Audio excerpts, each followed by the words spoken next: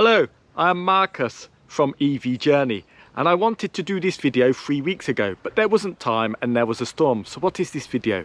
This is my first impressions of the ID.3 first. Now this is important for people who want the base because there's lots of people doing the Plus and the Max, but I'm actually going to give you my first impressions about the ID.3 first base, which is slightly different. So let's just have a look at the car. Just go around the car.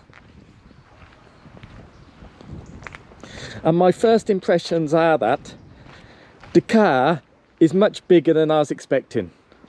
I mean, it's the same footprint as a Golf, but when it's the same footprint as a Golf, but when compared to the Golf, it looks bigger, it looks higher. It looks really nice. Another impression I got was how good the car looked, because in the photos I don't think it looks that good. I think it looks okay, but in real life it looks much better than it does on the photos. My next impression is this colour. I was really worried about getting this Macana blue-green colour. I thought it would look nice and I wanted my first electric car to stand out, that's why I got it, but I was a bit worried and I thought that white may have been a better choice for me. But I absolutely love this colour. I actually think it looks better than the white, and yeah, it's brilliant. So the look of the car is absolutely fabulous and I am extremely happy with it. I think the front looks great, the side looks great, and the back looks great, and the black roof actually looks good. So I think they've done a wonderful job on the styling of this car. Here, as people have complained about, it's got this silver patch here.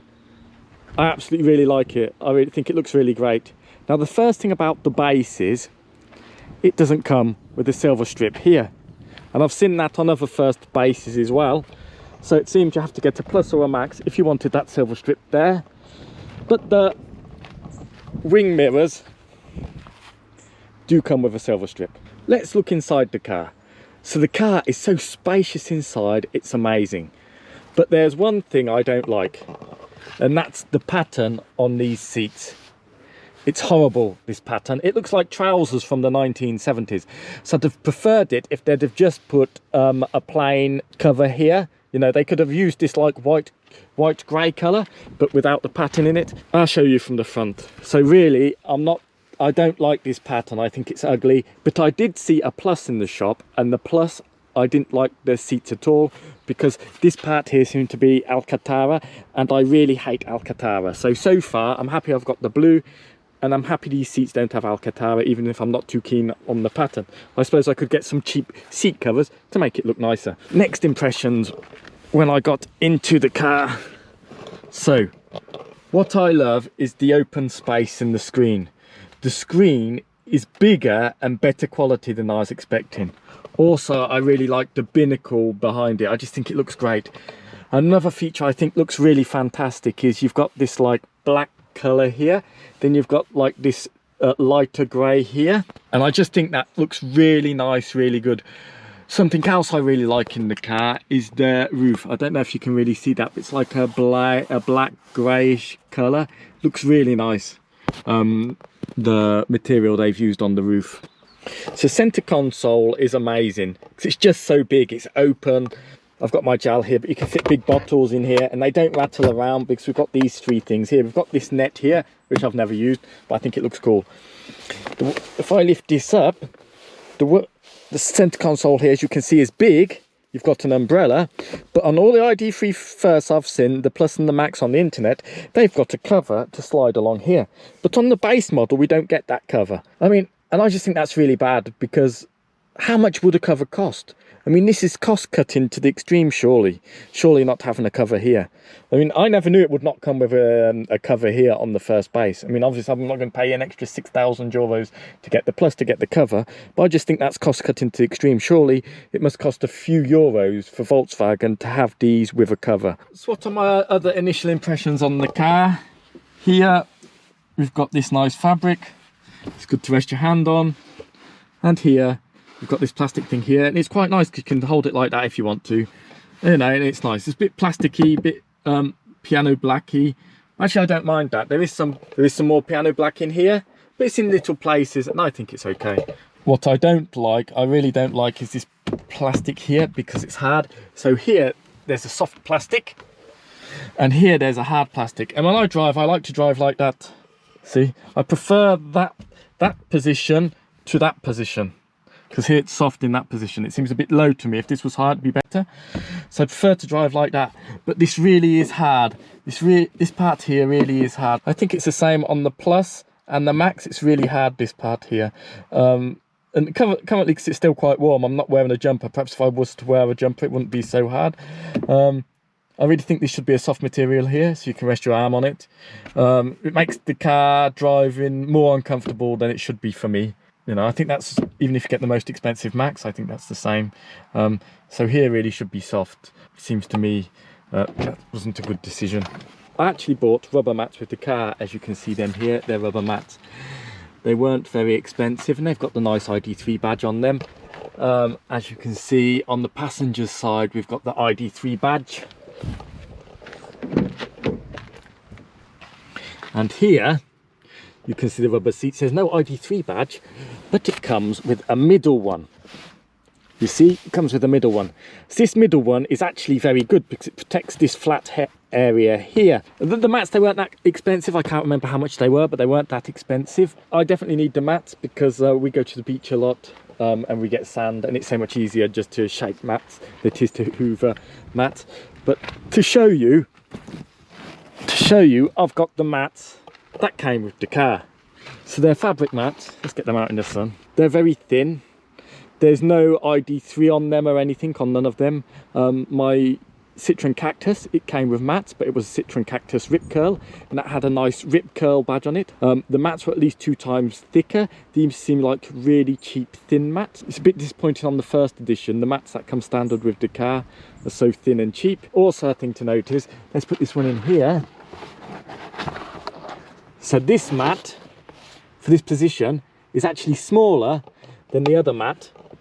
And if we put the other one here on top of this one, I'll remove this rubber bit that I purchased extra, which come with the mat set. As you can see, if you keep the standard mats, there's a big floor area here that's not protected. So definitely get the rubber mat set. But honestly, Volkswagen, the carpet mat, the fabric mats should have been better quality. Let's see on here. Put that on here. Yeah.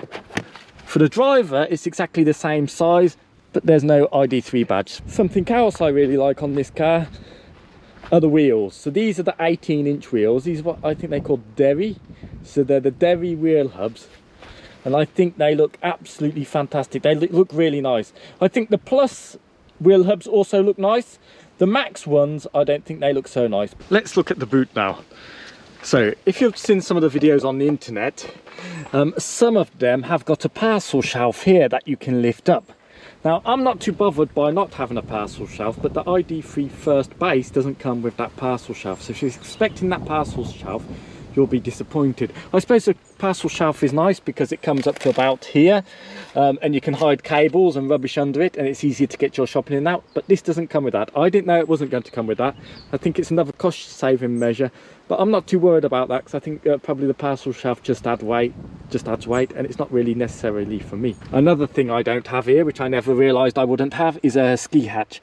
So here on the base, you don't get the ski hatch. They never told me the ski hatch wasn't coming up. It's a pity because my daughter was really looking forward to the ski hatch because she wanted to fold it down so she had somewhere to put her cups.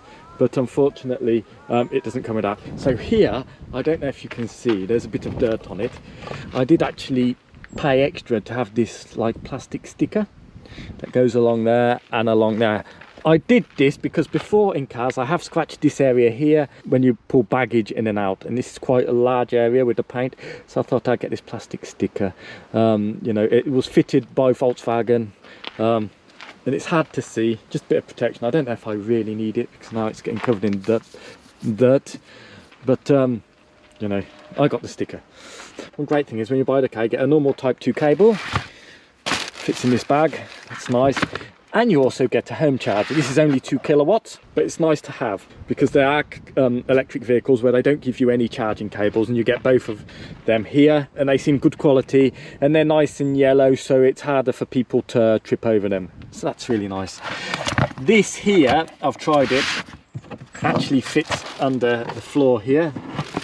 I've got some rubbish in here at the moment, but that actually fits under the floor. So once I get my wall box at home, I don't have a wall box yet, that will probably stay permanently under the floor here for absolute emergencies. I also purchased this cover with ID.3 in it for the boot. Again, as you can see, there's already bits of sand on it. Again, this is because, you know, we go to the beach a lot in Portugal and you get a lot of sand in the car. It'd be much easier to take this out than to and get the sand out, which I'm going to do now, than to actually spend all day hoovering it. But I'm a bit disappointed with this because well, to start with, it only came this week. It didn't come with the car. I've had the car for 3 weeks now. Why am I disappointed? Because I thought it was going to be made out of the same rubber mat material, but it's not made out of the same rubber mat material. It's actually made out of some kind of compressed like polystyrene or foam. It doesn't seem, you know, the best quality. I mean, it's light, where the mats are quite heavy, so I guess there's that. I mean, it's still good for collecting sand, and the mats, the rubber mats, I can wash them with a hose pipe, that's great. But this, I'm a bit wary if I have to wash it with a hose pipe or something, because it's like a foam. It probably is waterproof, but yes, I'm not too happy with this mat. Another impression of the boot, it's ginormous. Compared to my Citroen Cactus, which I thought had quite a big boot, this boot goes really much deeper.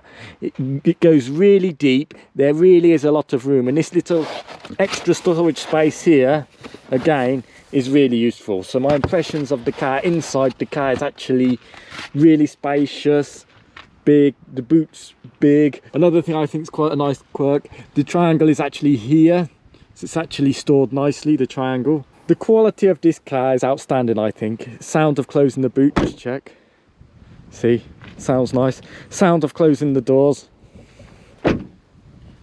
Yeah, I mean, the car to me just oozes quality. Now I'll give a bit more talk about my 3-week impressions rather than my first impressions. Not everything, but some of it.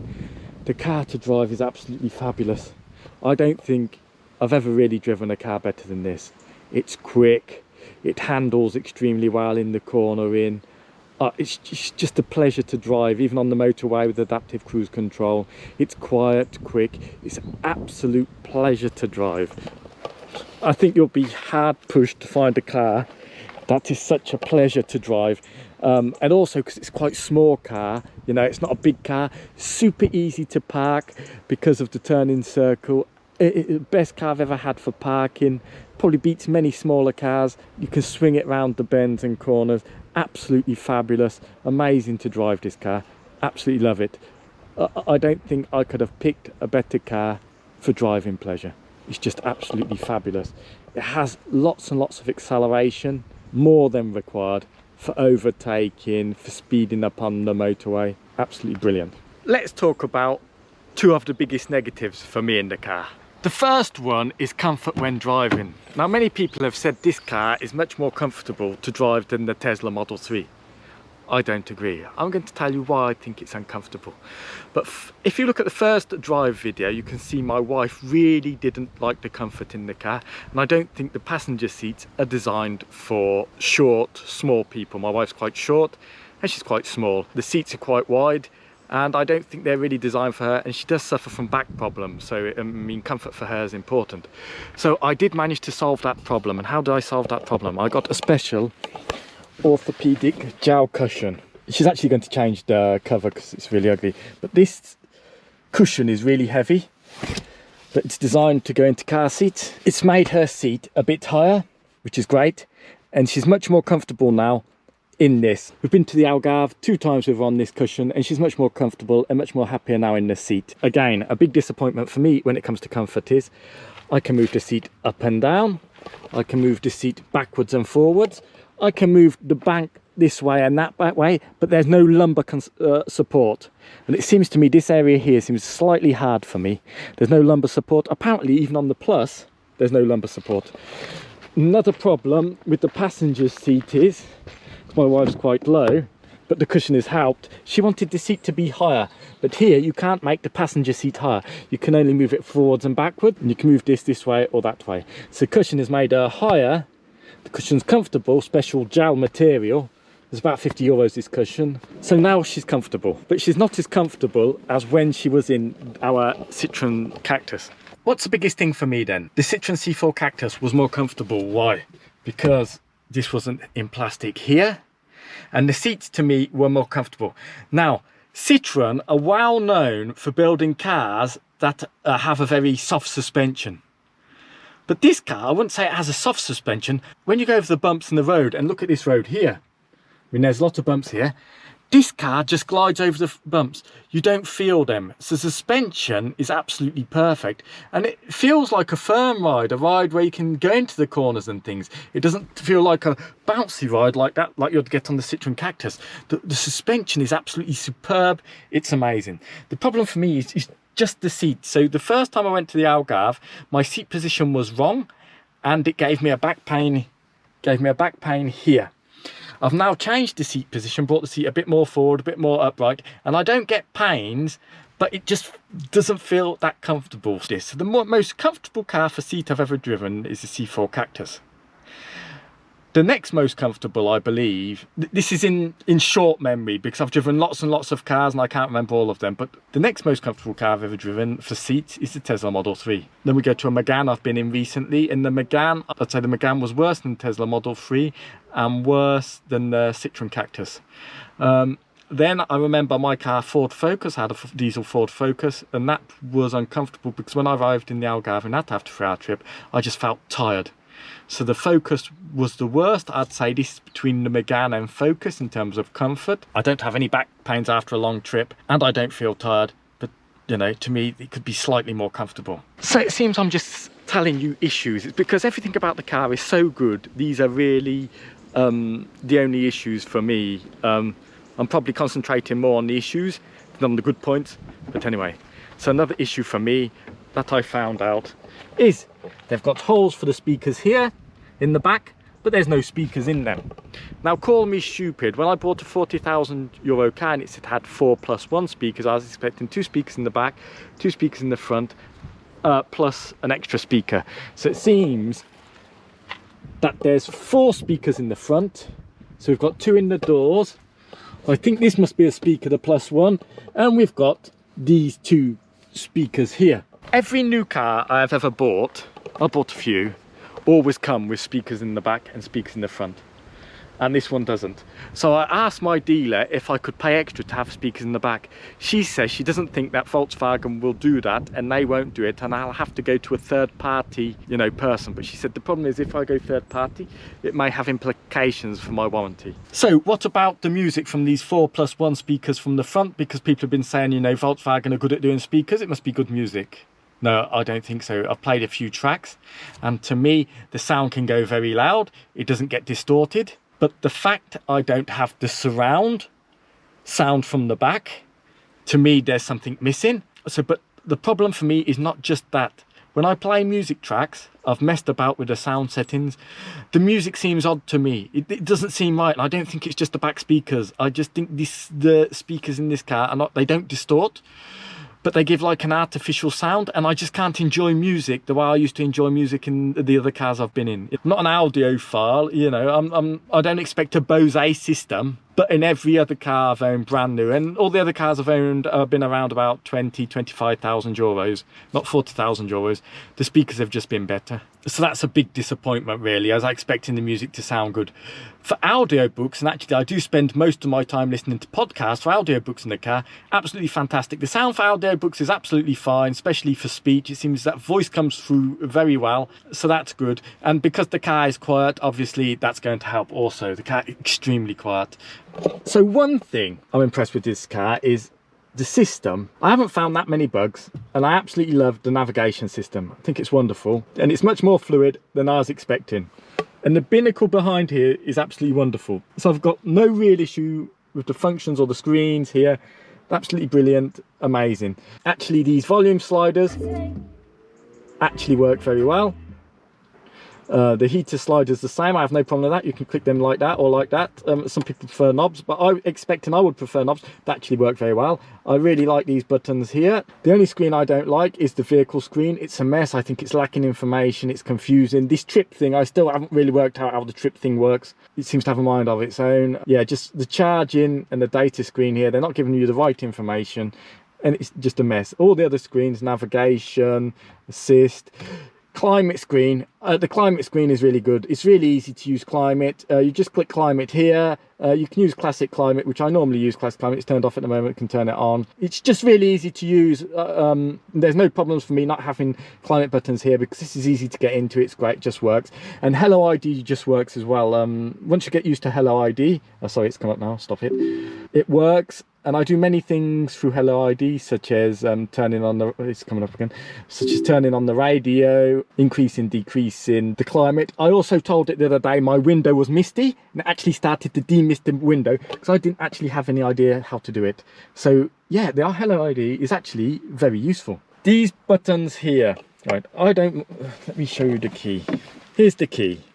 And these buttons here, they're like rubbery, you see, and they're nice. They just work. Here, these touch sensitive things, they're like plastic. I mean, they're like in piano black, they're not bad. The worst thing for me is when I do something, they make this click, but it's an artificial click. You hear that?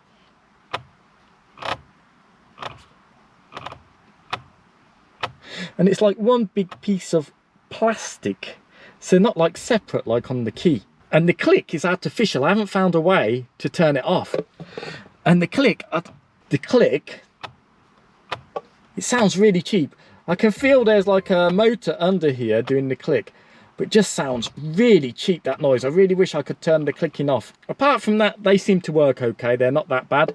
The only one I can't stand is the adaptive cruise control or cruise control. When you do it up or down, you press here slightly up, so you want it to go up like 2 or 3 kilometers. It always goes up 10. It's too sensitive between going up 2 or 3 or going up to the next 10. So for me, if they can improve that, that'd be better. But these buttons, they're okay. They're not as bad as I initially thought, but they just sound cheap.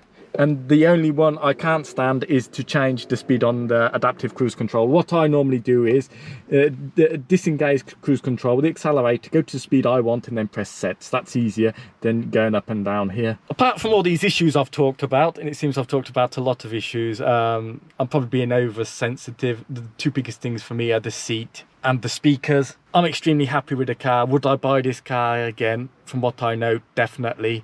In many ways, the car's much better than I expected. It drives much better than I expected. It's absolutely wonderful. I love this whole minimalism here, this open space, this huge area here for storage. I absolutely love it. This is a wonderful place to be, absolutely wonderful driving, everything. I think I could just keep this car for years. It's absolutely wonderful. Thank you for watching, and I think I'm going to end this by sticking this to the windshield, and we'll have a little ride with music on the way down. This is quite nice countryside here. So thank you again for watching. Please click subscribe. Thank you.